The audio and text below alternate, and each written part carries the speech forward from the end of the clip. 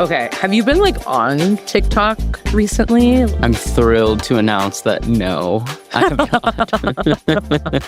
One perk of being a parent is like just no time to melt your brain on TikTok. I got off of TikTok because one, I didn't have any time, but two, I've been told by some social media manager type, like hired by other people, they're just like, these clips aren't performing really well on TikTok. And my friend was like, oh, you mean the online platform that was recently bought by like a super conservative person that is like actively silencing things that would be coming from like a very progressive comedy site?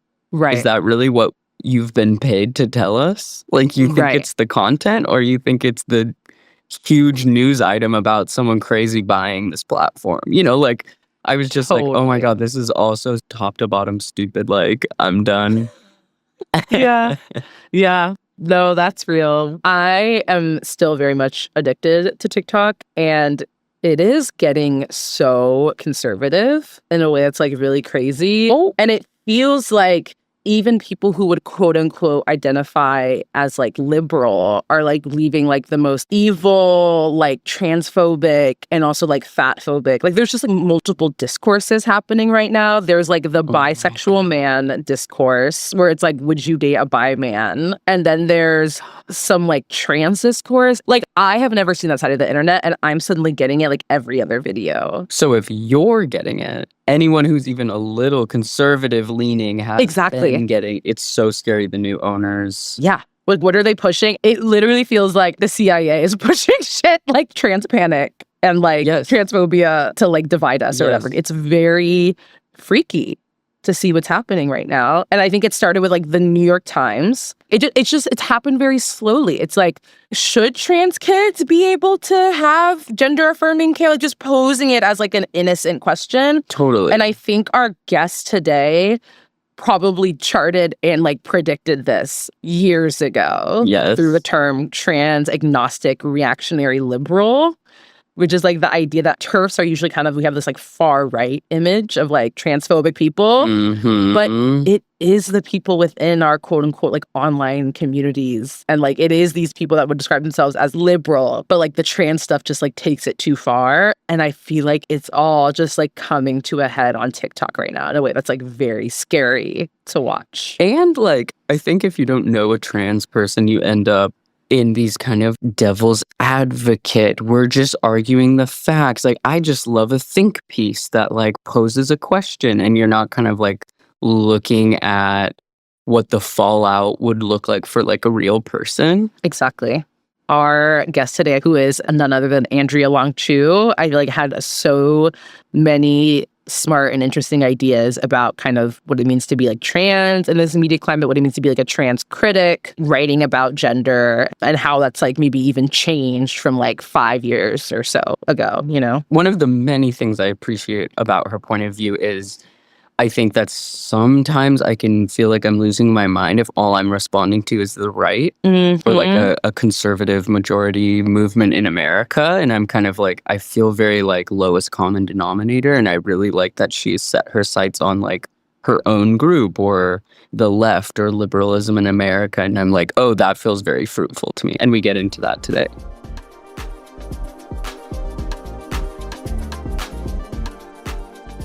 My name is Andrea Long Chu. I use she, her pronouns. I am a critic at New York Magazine and an author of a couple books, the first of which is called Females. I have a collection of essays called Authority. I have another book I'm working on right now. Are you able to talk at all about the book that you're working on? Yeah, sure. It is called The Far Center. Ooh. It's about who you imagine it would be. It's about the Barry Weiss cinematic universe.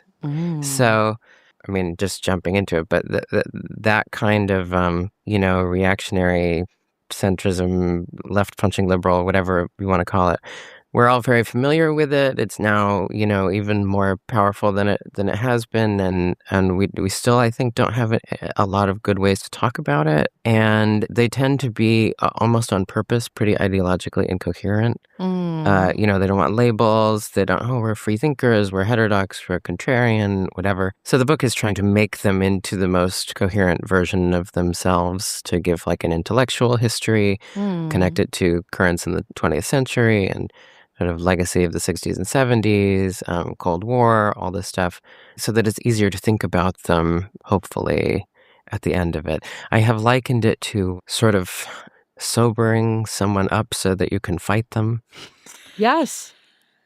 No, it's like you have all these airs of like bullshit around you. Like, what is actually happening with you, so that we can like know how to like approach you. Or you're just like dodging everything. Exactly. Yeah, this is very whack-a-mole feeling. So it sounds really cool that you're like grabbed one of the moles. Well, you really do want to grab them. Like it's so slippery. It's such a commitment to being incoherent in a way, and then trying to like make a virtue out of that, even while it is all extremely symptomatic, right? Like, it's people who have been canceled in a certain way. Certain people, you cancel them and it breaks their brain and they move to Substack, and then they become one of these people.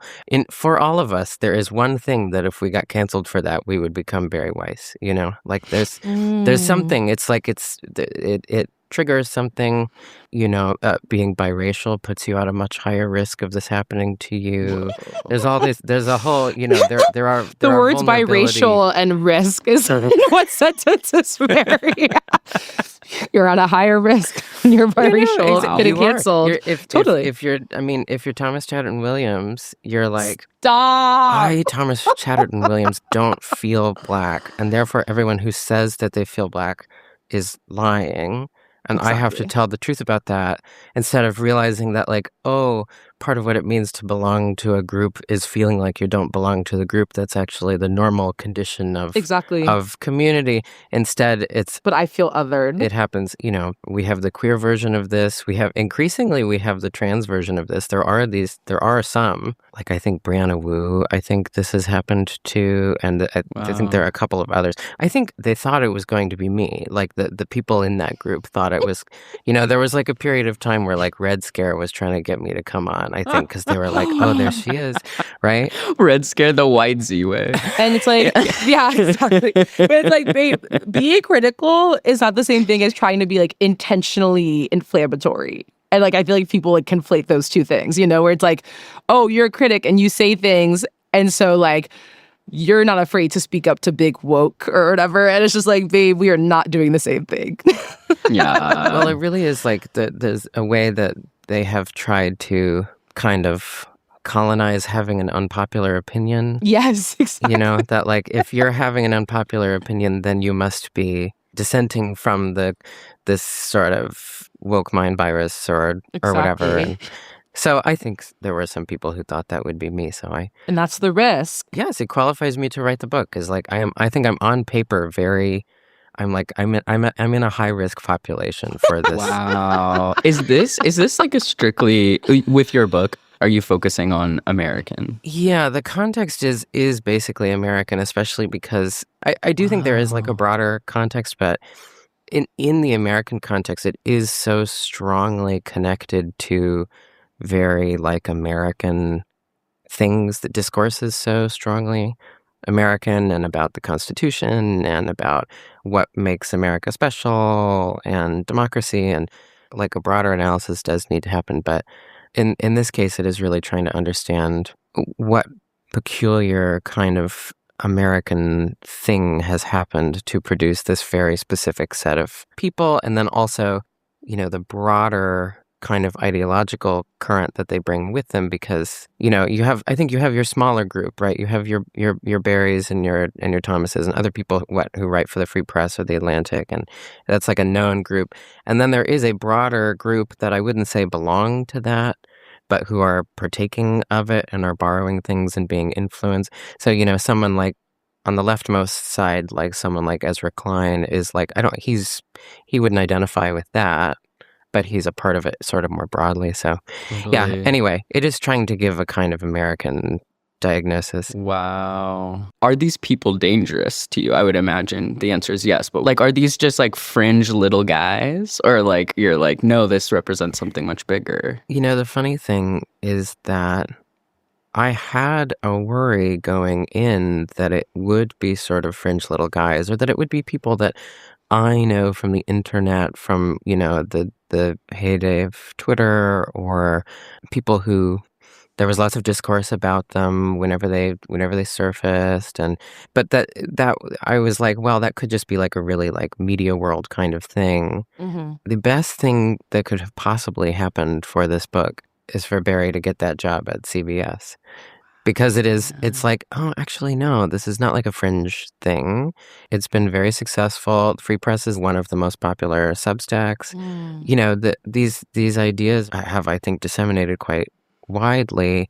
And obviously now we're seeing whatever with like all of the anti-DEI stuff and the university, and like we're seeing the backlash, and we are seeing the way that these people who do not, for the most part, align themselves with Trump, almost as a rule, do not align themselves with Trump. Right. They might be anti-Trumper, but they're usually not real Trumpists. Even Barry, supposedly on a personal level, is disturbed by him. And I think that's probably true, even if just like on an aesthetic level.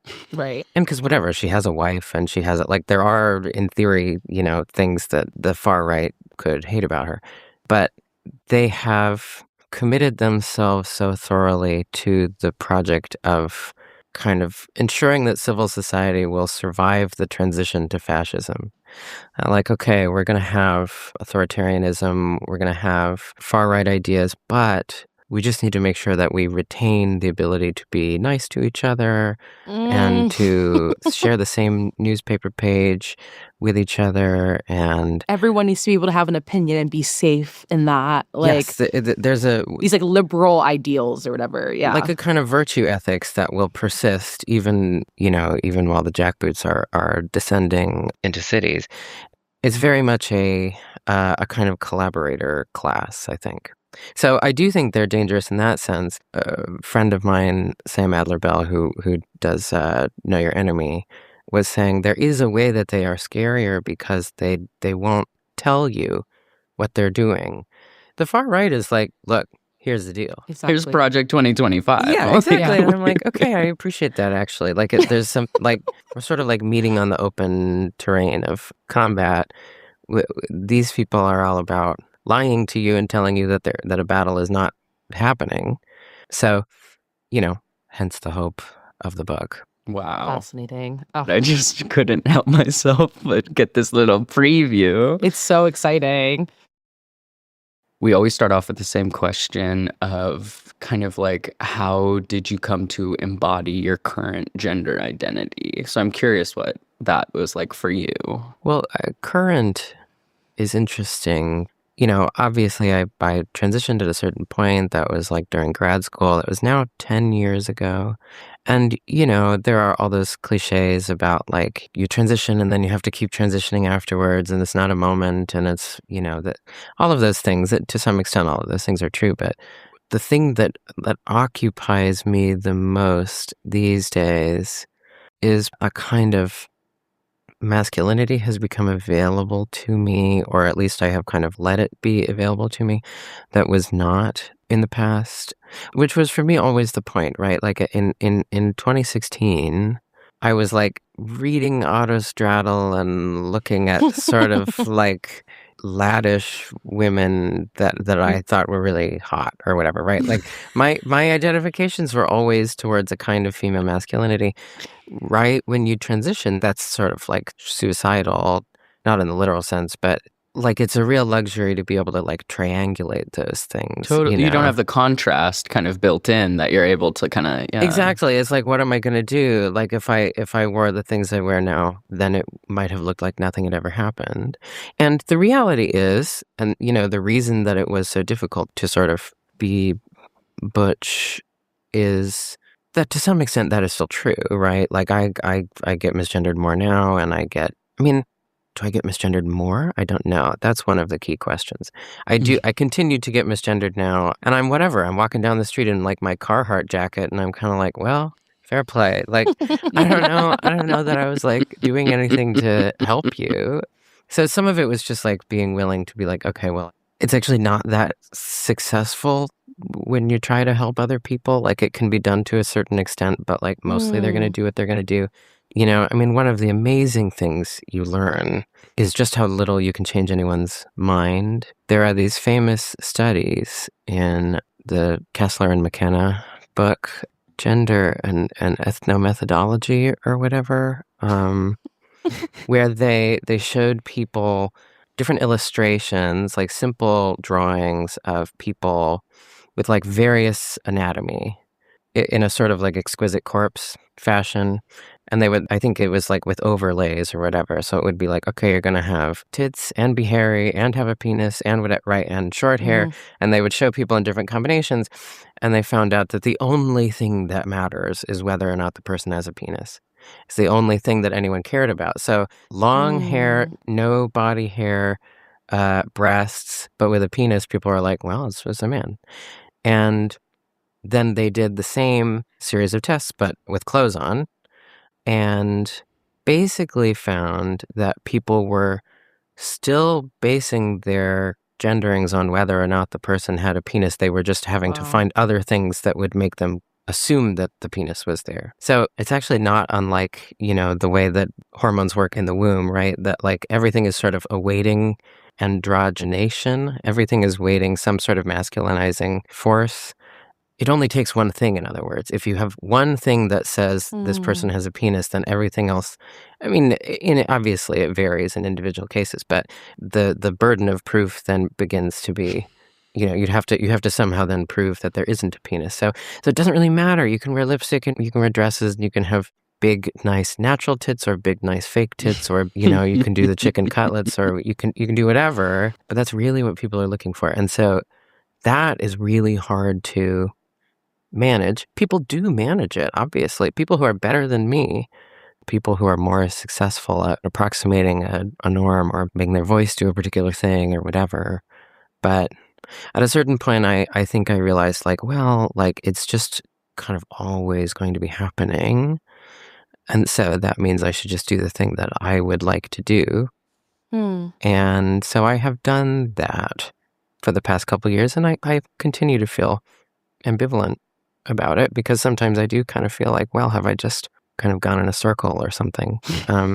Totally. I mean, and I'm also, you know, I am insulated by my small amount of notoriety. Like, I mean, I am not a well-known person by any sort of general means, but when I tend to be in new situations, just because of friend groups and kind of media world in New York and whatever, people know who I am already. I don't have to worry about them gendering me based on the way that they actually perceive me, because they already know who I am. So that is also provides a certain amount of cover to do what I like.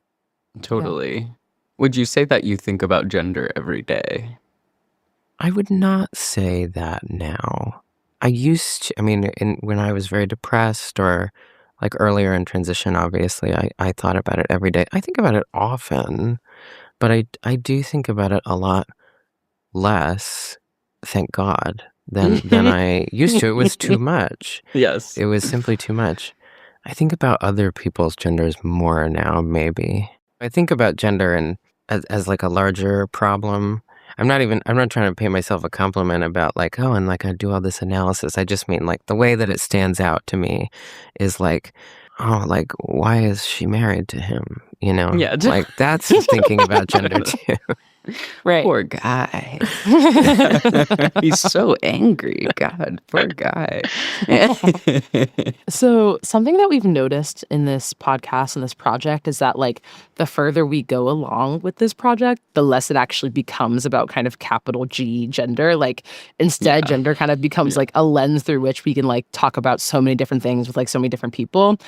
And I feel like I maybe see something similar happening in your work that I like am curious about. Would you say like at this moment, gender is still like kind of the central topic in your work? Or do you think it's evolved into kind of like a different type of tool or like lens for you?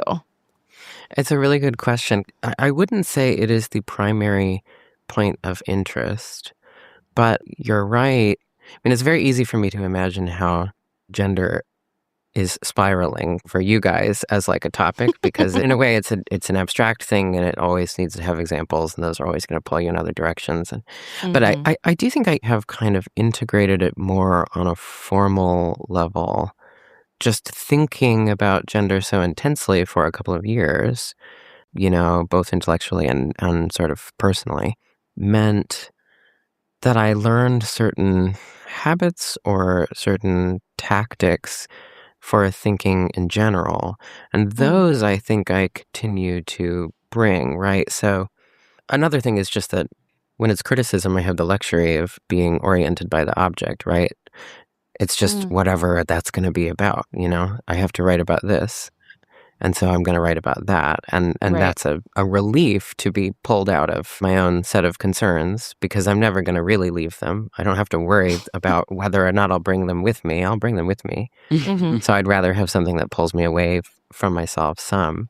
But I think it has taught me two things. One, I think there are useful analogies. So like in the piece about Thomas Chatterton Williams, for instance, like I do feel alienation from other queer people, other trans people. So I think it actually is a basis of a certain amount of sympathy with him. Like I understand what it is to be minoritized and also think that you're smarter than everybody else, and like think that everyone else is like being foolish or is buying into some sort of like easily picked apart notion of identity or whatever. Like I do actually get all of that. So I, partly when I write a piece like that, I am like talking to myself to some extent when I do those pieces. That's the sincere sense in which this whole book is, in which I am actually quite qualified, is that I have some of the emotional architecture that is, I think, similar, and I think that actually can be really useful. So that's one way. Another, I would think, on a substantive level, is just that I have become more and more interested in the problem of like reproduction very broadly, to some extent like actual sort of species level reproduction, but like social reproduction and the question of how we all continue to exist and to exist in a society or in culture, and the way that is connected to gender. So for instance, you will find centrists, when they are kind of letting their guard down, talking about how DEI was obviously they'll say it was an affirmative action program, and they mean that in lots of different ways. But one of the things that they mean is that it's bringing women into these white collar spaces, that it was like contributing to the feminization of the workplace. And there's some notion that women are more likely to participate in like social ostracism and shaming, and that they're more interested in status than power. And so there is a kind of theory that cancel culture is what happens when you like take women out of the home and put them into an office, right? Oh my God. It can't be like the locker room anymore. Right. It's a really interesting phenomenon. It suggests that more generally, when we talk about the PMC, professional managerial class, that like part of what a manager is doing is indeed a kind of outsourced version of what your mother is supposed to do traditionally, which is showing you how to behave, like giving you the social tools for exactly to actually participate in production.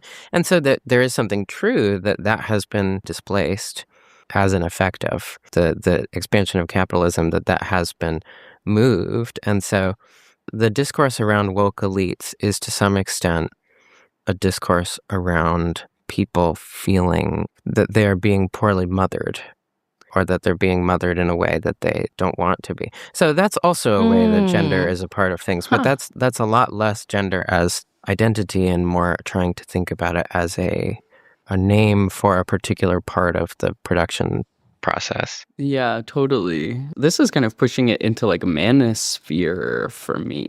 Is this kind of where you're finding this like far middle, or is that more like far right than what you're talking about? I think they're connected. Like you do have the far right manosphere where they're like women are animals, or they should be your pets, or they should be your slaves, or whatever, right? Where it's like, and they're like, where they're just like, tell me more. This is so pet, you say? Join subreddit. No, I'm kidding. Right. But so they're doing that. Like they are obviously part of a backlash. They are reacting to significant social change, and some of that social change is what we would call the fruits of some sort of feminist liberation. And some of it is not. Some of it is also breakdown in the family that is not particularly the result of feminism and is more the result of capitalism, right? So there's... Yes. No, I'm like, yeah. So there's obviously the Christian version of that, or other religious versions of that. And then there is, the manosphere version of that. But there is also the sort of centrist version of that, but the claims are very similar. They're much more palatable. There's no talk of women being animals, but if anything, there's talk of men being animals, right? It's that testosterone has made them so that they find more meaning in providing, and they need to roughhouse, and there is a kind of violence, right? They're naturally, biologically more predisposed to violence, and therefore we need to have a society in which they feel okay, otherwise they will hurt us, in the form of white nationalism or Islamic terrorism. There's lots of different versions of the way that argument plays out, but fundamentally it is about a fear that men do not naturally adapt themselves to society the way that women do, because women just are society. And so they need to be forced to do that, and they need to be persuaded and cajoled and flattered into that, as opposed to coerced by the law. But it all has to do fundamentally with a sense that the family is like the fundamental political unit of society, and that it has been falling apart, and different people will blame different things. Rarely will they blame what is probably the biggest culprit, which is capitalism, but they'll blame lots of different things. And then they will say, well, we can never go back. Of course, it was terrible when women were just, coverture was terrible. They have to pay some lip service to the idea that the progress has been good, but fundamentally they're like, but now we're out here and there's no guardrails and there's no bulwark against male violence, and we have to do something about it. And even the stuff around trans kids in sports is about this, right? It's about naturalizing the social meaning of biological difference, right? Everyone will get mad at the idea, and probably just the idea, because there's simply not that many trans girls that want to play on, the girls' soccer team or whatever, but everyone gets mad at the idea that a trans girl would be stronger than the other girls on the team. No one is mad at the idea that a cis boy would be stronger than all of the girls on the soccer team, right? Part of all of the push around sports is about trying to make it seem like whatever biological differences actually exist, which obviously some do, but is trying to kind of launder that into like a social fact. Sports are like a spectacle of male superiority, which is then meant to carry over into every other sphere. We need sports, because where else are men even going to feel good enough not to murder all of us? Well, I feel like the talk about trans women in sports is missing so much nuance about hormone blockers. When you started hormones, when you didn't, did you experience which puberty? You know what I mean? Like there's just so much that could go into the perceived inequality going on there, and there's going to be one story about a trans woman who spiked a volleyball at a girl's face, and she's making there's literally a woman, she did like a national press tour being like, a trans girl spiked a volleyball so hard into my face that it ruined my life. It did make me laugh, but yeah, it just feels like it's missing a lot of nuance, and a lot of the outrage is there. And I think that there's an emphasis on the like protect the children that's going on with sports specifically. Absolutely. All of the discourse around children is like clearly designed to just tug at heartstrings. But, it's like no one is more aware of like sex differences than trans people. Exactly. Like extremely so. You don't want puberty blockers because you think that puberty is a hoax. you want puberty blockers because you think it's real, because you think real things are going to happen to you, and if they happen, then there'll be no going back from them, even if you do things afterwards. Like, so yeah, I feel sanguine about a world where every women's sports team is just nothing but trans women. I feel completely sanguine about that. I mean, it's obviously never going to happen, but also, like, the true meaning of the issue is revealed in the fact of just how disgusted most people would be by that idea. Yeah. And if it feels that it's unfair that some people are better at sports than other people are, then I have some bad news for you about sports. Right. Yeah, totally. You know? I think this actually perfectly gets at a thread of an idea from like your New York Magazine article, The Moral Case for Letting Trans Kids Change Their Bodies, in which you referenced Judith Butler, who we had on the show last season. And you outlined some of their groundbreaking work around like gender performativity, but you also point out that they kind of shy away from biological sex in the work. And I feel like that kind of actually relates to what we're talking about right now. Could you maybe talk about some of the importance of acknowledging biological sex in this kind of contemporary discourse around transness? Yeah, I think we have been too afraid of it for a long time, and for good reason. Like, I am like trained on Judith Butler's theories of gender. Those are all like extremely important to me. But it does seem to cede important ground, because now we're not talking about something that can be reasonably understood under the name of performance. We're talking about something that I think is better understood as a kind of resource. There are material realities to the body, to the capacities of the body. If my bones get weaker, as they say that they will, from when I was taking blockers or estrogen or whatever, if my bones do get weaker, that's a very relevant material fact, right? Like, I would like my doctor to know about that. I would like me to know about that. Like, you have to really put yourself into knots in order to try and deal with that purely on a social level. I mean, I don't know if Judith would really say, like, you get them in a corner and I think like they will be like, yes, of course there's a body, but but if you can make the moral claim at the level of the body, then why not do that? I loved the like trans agnostic reactionary liberal. I was curious if you would talk more about that. Oh, yeah. So anti-trans sentiment is a very big tent, and has people from all across the political spectrum. And it is worthwhile to parse that out, right? Like, we would like to imagine that the TERFs are right-wing, and they will hang out with those people sometimes. And then sometimes it will turn out, yeah, that's just what they are. But in truth, the real ones, like your Sheila Jeffreys or your Janice Raymonds or whatever, they really are coming from a left-wing perspective. And then you clearly have the right-wing version, that's usually religious, this is an abomination, etc. It seemed like there needed to be some sort of middle category for this like group, very, very vocal, very notable group of people who sort of broadly would describe themselves as liberal or liberal centrists or centrist, but still ended up kind of making common cause with TERFs on the left and anti-trans people on the right.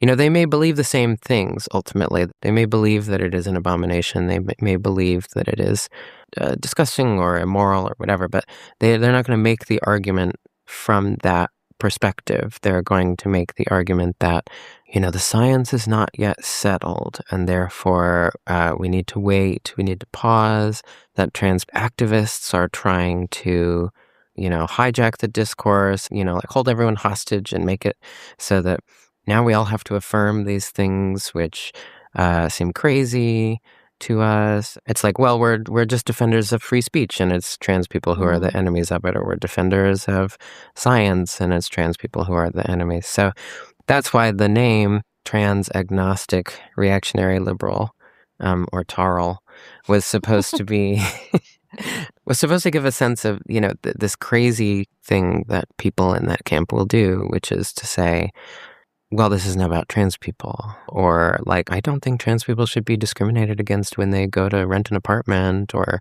when they go to work. They have this structure of kind of denial that has been built into it. So I mean, those to me really are some of the most insidious. You could really see it in the New York Times over a course of several years. And there's very specific people, but also just the Times in general, in the way that it reported on it, was sort of preparing the way. And then one of the first things Trump does after the election is signs this, whatever, keep boys out of girls' sports order. Then Jesse Singal writes a piece for the Times in like whatever, February or March, being like, I never meant that we should do that. Right. Like, like, no. Like, I was just saying we should just question if trans people should have rights. I'm just asking the question, right? Yeah. Right. We have a sacred responsibility to question whether people have rights, but if those rights get taken away, it's not our fault. It wasn't me. Yeah, totally. In your experience, do people tend to associate criticism with being mean? Because I feel like there are so many thinkers who have pointed to like critique as like a caring and like generous act. But like still, I'm kind of curious if like anyone's ever told you like they thought you were going to be mean in person, like based off your work. I get it all the time. Really?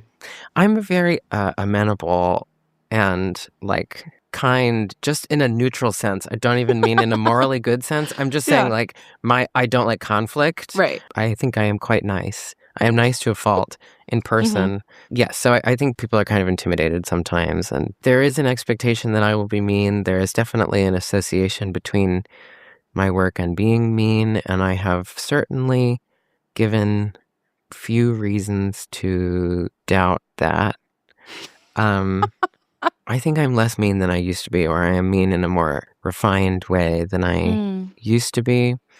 Also, just, you know, the rules kind of change, right? Like the first sort of like mean thing I wrote was this thing about Joey Soloway in 2018 or something. And it was very mean. And it was like, you know, it was like right. It was correct. It was correct. Still holds up. Thank you. It still holds up. Thank you. But even, I mean, as I say in authority, it was truly about another person who was not famous enough to be worth writing about. So I just wrote it about Joey Soloway instead. But that was, I had 10,000 followers on Twitter, and I had written a couple of essays for a literary magazine. And so I was, you know, like a little bit of like a hotshot among a very small group of people. That's one thing. Now, I can't just be mean that way. I am the establishment, you know. I have like one of the few staff positions at like a legacy media publication, and there's the like the Pulitzer and the whatever. Like, I do know that I have to pick my battles more, which obviously doesn't mean that I have stopped being mean, but it does make me think about sort of why I'm doing it. I think the amount of vitriol or hatred per word has gone down significantly. Like, I weigh it, and then I also I think I say nicer like, I don't know, whatever, like writing about Rachel Cusk or Ocean Vuong, like there's a lot of good things I have to say about those writers too. That tends to get a little lost. Totally. And I have really no one to blame for that but myself. But maybe your editor? Well, that's just like clipped media. Like whatever is the juiciest, most inflammatory thing is what's going to travel the furthest. Like, that's just like kind of a fact of. And like, obviously we play to that sometimes. And I know, I mean, like, I've done this for long enough that I know how it works, and I am not above putting something in because I know that everyone is going to post GIFs about it. In an interview, you describe criticism from your perspective as like a very aggressive form of friendship. Yeah. Maybe it doesn't always have to be an aggressive form of friendship, but it definitely is for me because I really want to get to know the person. The thing about writing a negative review, and it's not like all criticism has to be negative, but in my case, when I am writing these reviews that turn out to be pretty negative, in order to make the negativity worth it, you know, it can't just be like savaging them like I would in a group chat, right? And like, I love doing that, right? Like in a group chat. That's great. Now that I don't tweet, my friends get the best tweets, you know, like great, right? And so that means having to like find something that is still worthwhile about them. You know, I'm not a reviewer who is reading a certain number of novels a week or seeing a certain number of shows where sometimes you're like, this was a waste of time. Let me tell you about it. I have to make it not a waste of time to have read all of these books. If I'm only going to write 5 to 6 pieces a year and they're all going to be like long form, then I have to kind of make it worth it. So the way I do that is by trying to make them into the best version of themselves. And that, I think, is where the friendship comes in. I want to get to know them, and I want, in a way, to help them say the thing that I think they're trying to say. I want then usually to criticize that thing that they're trying to say, but I do want them to actually get it out. But it's in good faith. Yeah. I often feel afterwards a kind of fondness when I see them, when I not physically see them usually, but when I was going to ask, have you met most of these people? Because I'm dying to know. When I see their books or whatever, when I see that they're still doing things, I'm like, oh, like it's you. It's like seeing an ex at a party. I've gotten to know your work so well. Yeah, absolutely. Right. Yeah, I feel like we had something. I feel like we had something once. I just spent all this time trying to like think as you. You probably don't remember me, but... But I know all about you, baby. I don't think I have ever met someone in person that I wrote about like that. But at some point it will happen. Like it's just, it's not a big world, and I will run into these people somewhere. I'm pitching this show to HBO. You walk into a room, it's everyone you've ever written criticism about, and the cameras just roll, baby. Yeah. The rehearsal season 3. Yeah, exactly.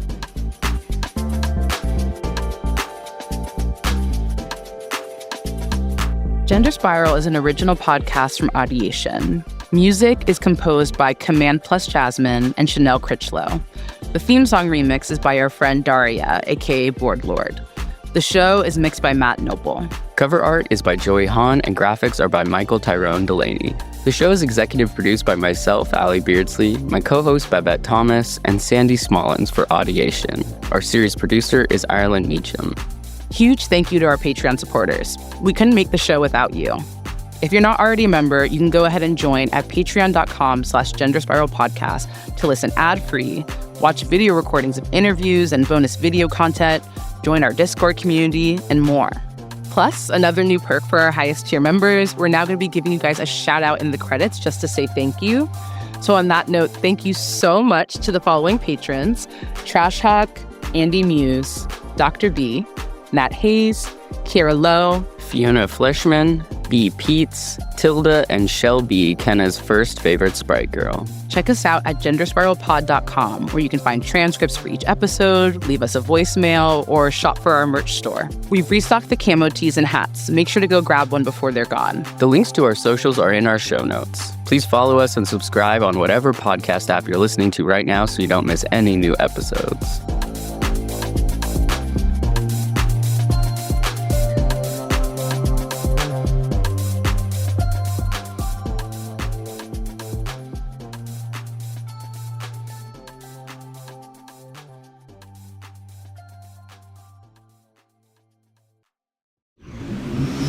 Audiation.